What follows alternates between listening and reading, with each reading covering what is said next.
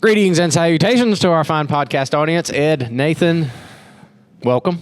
Hello, thank you for welcoming us. I'm so glad you're here. I didn't want to interrupt. It sounded like you had more. That was a very pregnant There pause. was. I thought, that's not a period. There's something else coming. Welcome. Yes. I'm glad you're here. I'm so happy to have you not sitting. a period, for it was 4 a pregnant inches away pause. from me. I think one time we should have Jason say, greetings and salutations. Ed and Nathan decided not to come today. That would not be good. All right. It might be. Might be better. I have a 5-minute podcast. I wouldn't have anything to say. It might be way better. I'm just letting y'all talk. That's what this whole thing is about. So, by the way, this is podcast episode number 80. Nice 80. Round number there. It is. It is. Can multiple round. You got a lots round of on the rounding. Top of the 8, yes. And then another. I was married in 1980. Well, there you go. There you go. Thanks, Ed. I was just bringing up the fact that you were 6. Yeah. I was not born. 1974 was when I was born. So yes, I was 6 years old. All right. I could have been your flower boy. They call them ring bearers, but we couldn't afford to have. Oh yeah, it's flower girl and ring bearer. I don't want to say nothing. You give. I said that you know wrong. What? It's 2021. If you want to be a flower boy, I could be that. Be a flower boy, Yes, Jason. I could. If you today want to go to somebody's wedding, just saying. That's going to generate so many comments. And we don't want to talk true. About. Yeah, sorry. All right. So yeah, we made it to episode 80, believe it or not, and we're still doing this. Somebody must be listening. Jason sounded very disappointed. It was as if you could see behind his eyes every dream and aspiration he had as a child crashing around him. And he was still doing this. No. Because when we started, I thought, yeah, this will go about 4 weeks and we'll be done. That is often the way things are at Community Christian. You never know when you start something, is this still going to be part of my job in 6 weeks? Eventually somebody goes, no, stop it. Stop doing that. We survived COVID with this. We did. We made it through COVID. Maybe COVID is why. I don't know.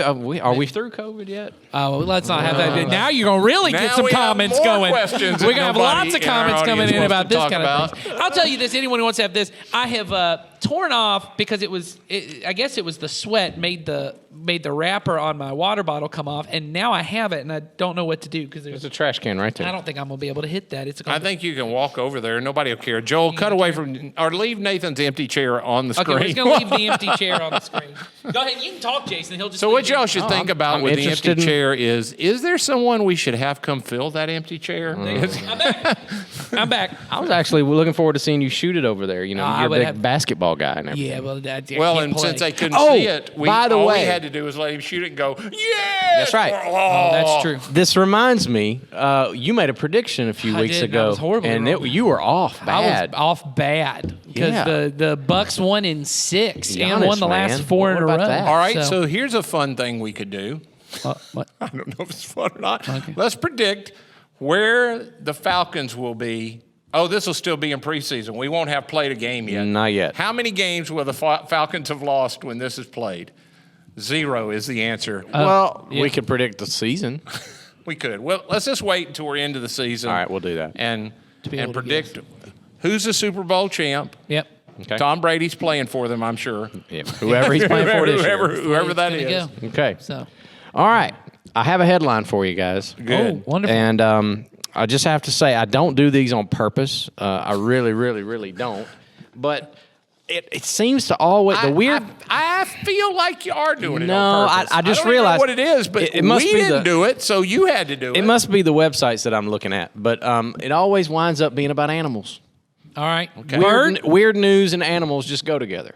All right. So, yeah. Like, is this about a hedgehog? This one, no. I just wondered if it was or not. This one I chose because it was local. Okay. It happened in our very own home state of Georgia, Augusta, to be specific. Okay. And to me, when I read the headline, I thought, this is terrifying. Couple finds mama snake and 17 little snakes under bed. Oh, that's terrible. Yeah, seriously. A Georgia couple had a bit of a scare on Sunday. They came face to face. Does it have that in the article, or did you just? Oh my God! It's in the article. 3, 4 S's right there. Wow. All right. They came face to face with a large snake family under the bed. Trish Wilcher thought she saw a piece of fuzz on the floor under her bed in her home in Augusta. But when she reached for it, it suspiciously moved. In fact, there were 18 snakes under the bed. Oh. You know, though, it is a little shocking to me that this is news. That they didn't burn the house down? Well, that this is news. Because I'm not saying, but I actually have... I've known other people that have found out that they've been in a home and there were snakes in the home and they didn't know there were snakes in the home. Maybe not under the bed, but it just feels like, I mean, now this is Augusta. So people who know, Jason said this is a local story, but in case you're not local to Georgia, it's not local to us very much. It's local in the state. But honestly, I could be to Alabama before I could be to Augusta. Yeah. But I could be at Augusta for supper. Well, sure. But to answer your question, could be to Chattanooga. You asked a question. I'm going to try and. Okay. You said, well, "How come it doesn't?" Maybe these folks are the ones that decided to call the news. Maybe, and maybe nobody else does. Maybe that's all it takes to get on the news in Augusta. Yes. News. I ripped my water bottle. But young man rips water bottle paper off. Can you believe it? Mm-hmm. Welcome to Augusta. Now, I guess it's good news. They were non-venomous garter snakes. That's also that seems like way less news at this point. Yeah, I mean it's getting worse as far as newsworthy. Yeah. But and they got the snake out, and then there's a long thing, not long, but a few lines in the story about whether you should, what you should do about snakes in your house, whether it's a common thing. Apparently it's a common thing that snakes get into people's homes. Did you know this? Yes, it doesn't surprise me. We had a snake in our basement in Grantville. We backed up to the woods. I didn't find the snake, but I found snake skins in my basement. Which in many ways is more terrifying. Oh, much worse, because then I'm now like, you don't know where they still are. in here? Yeah. Is he still here? But apparently, as you would expect, when they are shedding their skin, they're incredibly vulnerable, so they try to find quiet places. We had an unfinished basement. We were never in the basement, so the snakes took us. This looks like a good place. Yeah. There is a line in this story that I found, if I were the people who were a part of this story, the people who own the home, it would be insulting to me. It said it's common for snakes to come inside a home if the home has a mouse problem. I can see that. They go, there's food here. Yeah, but wouldn't that was kind of a backhanded insult to the family. You got mouse problems. I will say this. You guys now recently have heard the story. I once went and visited someone in a home, and they told me not to go in a certain part of the house because there was a raccoon in that part of the house, and that raccoon was living in one part of the house. So I'm just going to say, it's not uncommon to have animals living in So they knew home. the raccoon was in there. They just shut the door and said, he can just have This is it. I think yes. I think that is equivalently what happened. Open the door and go, greetings and salutations, raccoon. And if he'd have said that, I'd have really ran. Yeah, and if the raccoon was like, did you guys see I ripped the water bottle paper off of this? And he was very excited about it. But I just say, you have a story about sleeping in a room with a snake and you didn't know it. Back in the days when I was in Kentucky starting a church, there was a place that let us stay. They would house us on the weekends, and we were sleeping in this one room, and it was an old farmhouse. And when the spring came, we were back over there, and they go, you never guess what we found in the room you were in there. There was a snake underneath the bed that y'all had been in. The skin was there and all that kind of stuff. And I was like... Just don't tell me those things. Because in Kentucky in the winter, that snake definitely wasn't moving. No, he was hibernating. Yes. Because that room, there was an old farm. It was cold. We had to have mountains of covers on us to stay somewhat warm. Yeah, I followed. We recently had a thing here where we had some potting soil, and someone said, hey, you want to take the potting soil home? And I said, sure, I'll take the potting soil home. And that night when I got home, I read a thing online that had said, it was from one of these gardening groups I'm in, and they had said that they went through their potting soil, and when they were scooping some out, they found 7 snakes that had gone into their garage, climbed in, and had laid their eggs in the potting soil. And I said, that's reason to burn that potting soil right now. Right. Yeah, now, luckily, I live in a place where I can't imagine any snake getting in because we don't have any woods near. So in my neighborhood, anytime you say you saw a snake, the next people were like, "You didn't kill it, did you? You didn't kill it, did you? Because they're good snakes. They're good snakes, and you gotta be after good. Was it a good snake?" And I go, "I didn't stay around to ask." Dude, tell me about your morals. That's right. He's a good member of society. He votes in every election. I actually have that conversation every time my wife sees a snake because she's all about get out there and kill it now. And I'm like, well, now hang on. Yeah. Because there could be there are good snakes. There are good And they eat the venomous snakes. Almost 9 out of 10 snakes that I see around my house are the good ones. Good and I'm like, we need to leave him alone. He's eating the mice, the keeping rats. the raccoon out of our bedroom. That's right. You want a raccoon to take over your daughter's bedroom. You really want that to happen. You don't want that. So we got to have snakes. Or maybe you do because you just shut the door and say you can live there. Hey, come on in, Rocky. If you need a roommate, There you go. That's or right. somebody to help you pay rent. That's right. They put it on their Raccoons are great. Airbnb listing. You can stay 3 bedrooms plus 1 dining room that has a raccoon in it. So Exactly. We don't accept pets because we already have a raccoon. we already got one. You can't bring your pets. It angers the raccoon. He gets very jealous He of the doesn't play attention. well with others. He does have a friend that's I'm a a good super snake. host. That's right. All right. Now, I actually do have a serious question. A single, solitary, serious question. Thank you, for the serious podcast person. today. Yeah, we did get one question this week. Good. That was it, but we're going to answer it. So here's Once the again, question. Jason sounds very disappointed when he said I this. want lots of questions. Okay, that's good. You just keep harping on it. I feel like I don't Jason- wanna have to make This is stuff up. Jason's last episode. He's going to end it by letting us know I can't do this anymore. 80 was my limit. There you I'm go. done. Okay. There you go. Here's the question.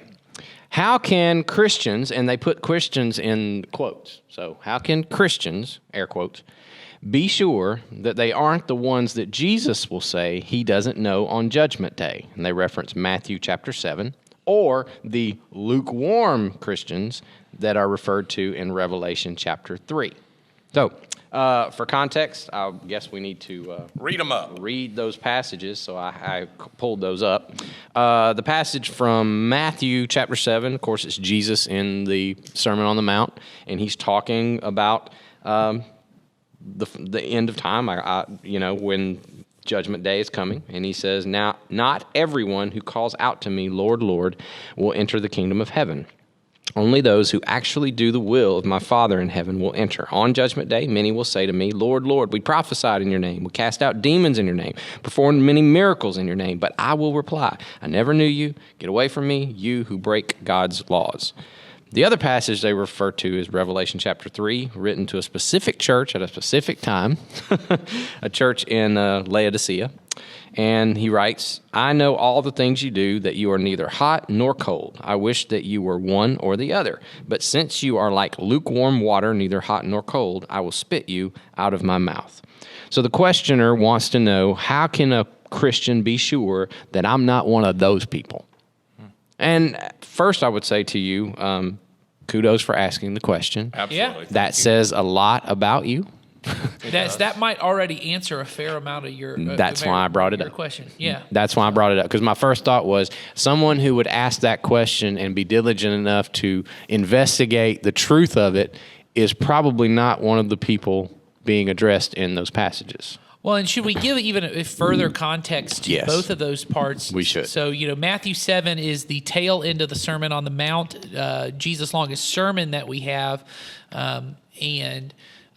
That's right at the, if I remember correctly, it's right at the beginning of 3 teachings that he gives that are all basically saying the same thing, which is, so he says this, then he says, a lot of people maybe heard this before. He goes, the narrow is the path that leads to life. The wide way leads to destruction. And then he gets to the builder, wise and foolish builder, those who do. Jason just did a sermon on this. If you do what I say, you're wise. You've built your house on rock. Really what Jesus is getting to in that whole section is this idea of, hey, there's really one way to follow me. That's the narrow part. The narrow path doesn't mean that it's exclusive to just a handful of people that somehow figure out. What he's saying is it's narrow, meaning it's specific. It's the specific way to follow me, and I know this sounds silly, but it's just to follow me. Yeah. Do what I tell you to do, and it's specific. There is no... As opposed to, I'll do things my own way. Yes, and I'll throw these prophesying in your name,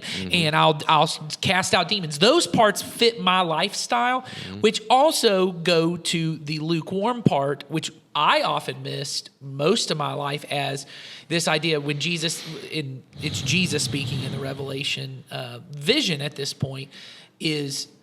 What he's saying is Jesus would rather you be cold to God altogether or just be hot. This kind of middle ground is not what you want. But when and you guys probably know even more than I do. I've read a few things recently on this that really what he's talking about is in these Roman colonies where you would have these aqueducts or pipes that are bringing water.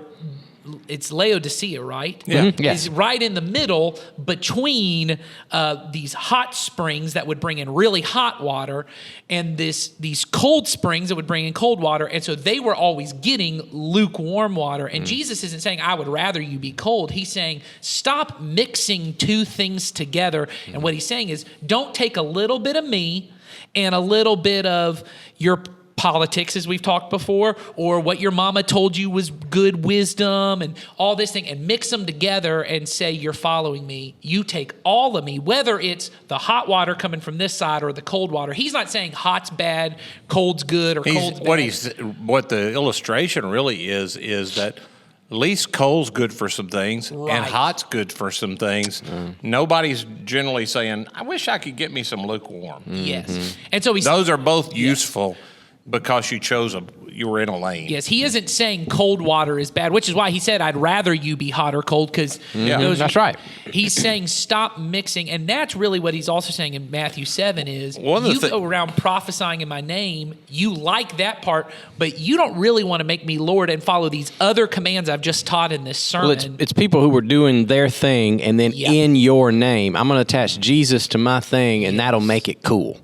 That's and what Jesus makes you Because not that cool. passage you started, it hit me. I don't know that I'm sure I had read it, but it didn't hit me. But it's probably because of other things going on for me now and things I'm reading. I read this in another passage today that really came home to me. So the passage starts with, not everybody who says to me, Lord, Lord, will enter the kingdom of heaven. Mm-hmm. Only those who do the will of my Father in heaven. Yep. And I think one of the problems that a lot of us in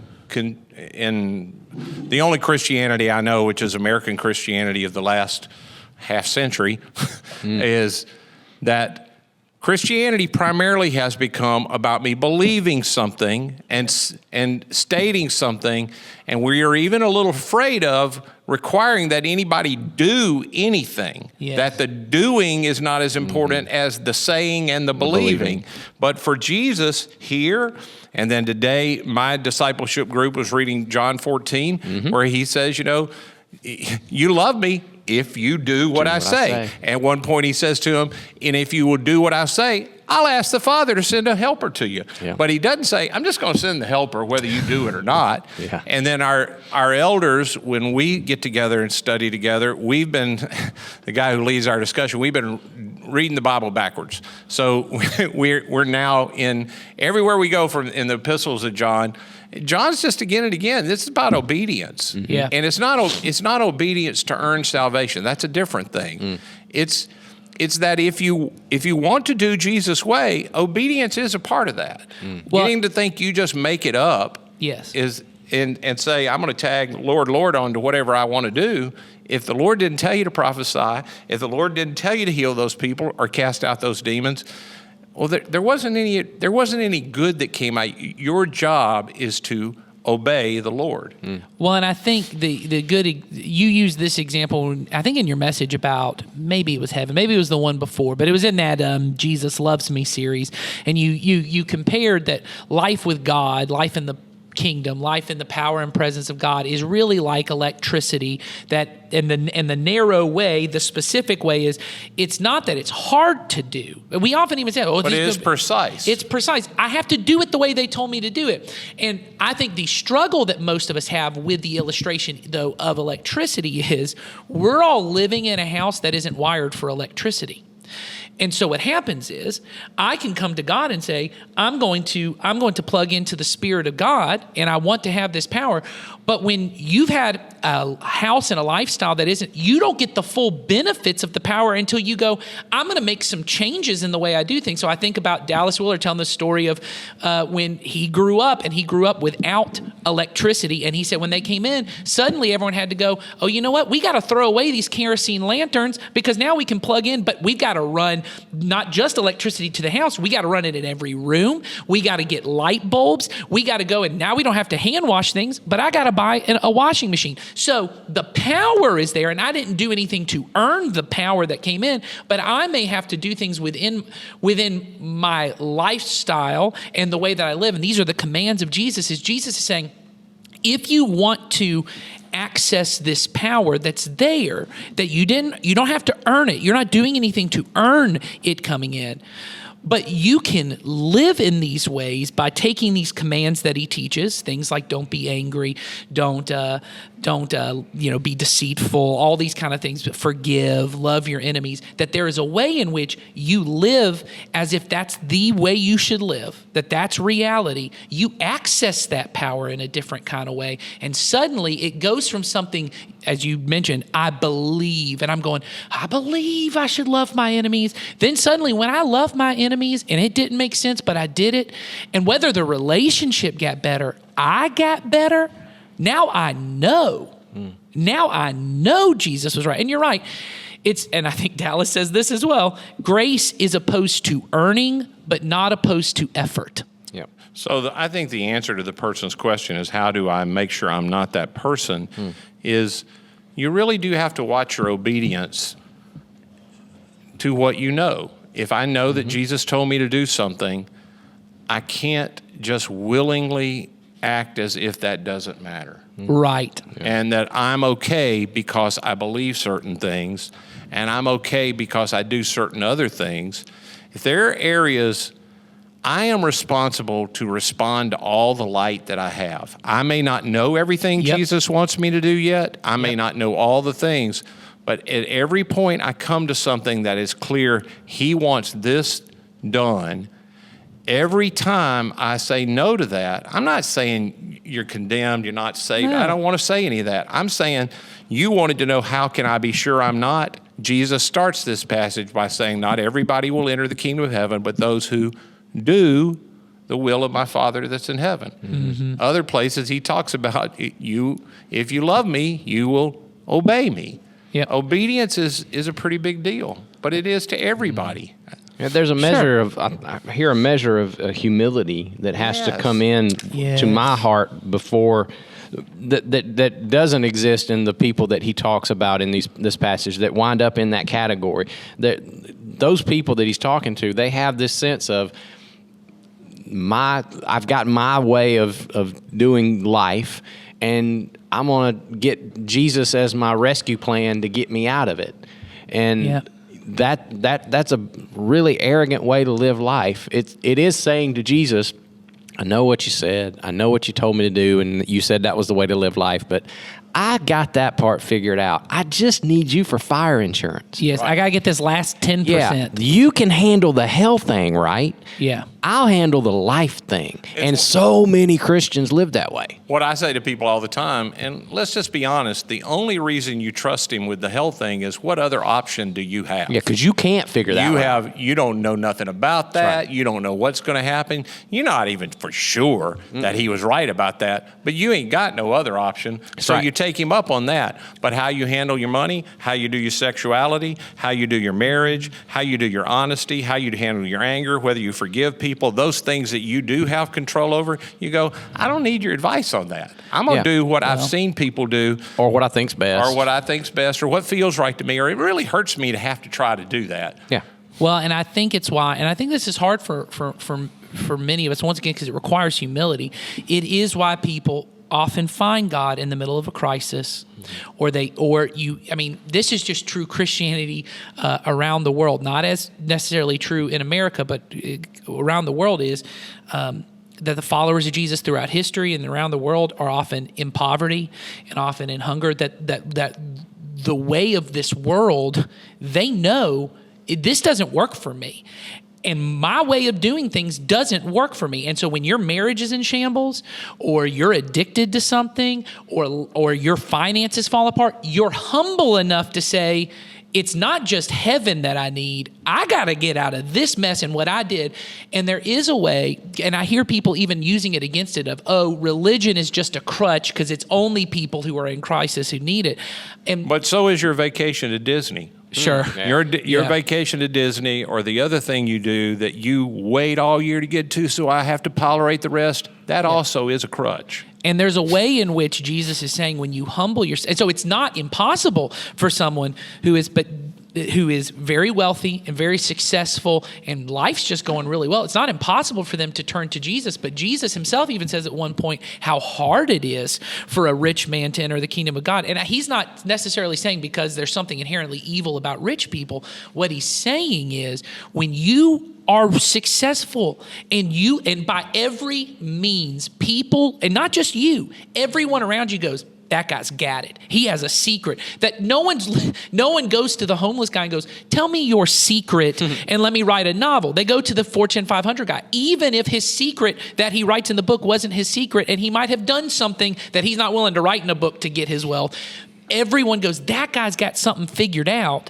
When you're at that place, it's hard to say what Jesus says. If you need to be born again, and you got to come to me and say, you need to learn everything about life from me, because how you think to handle money. No, Jesus, I don't need to learn how to handle money because look at how much money I got.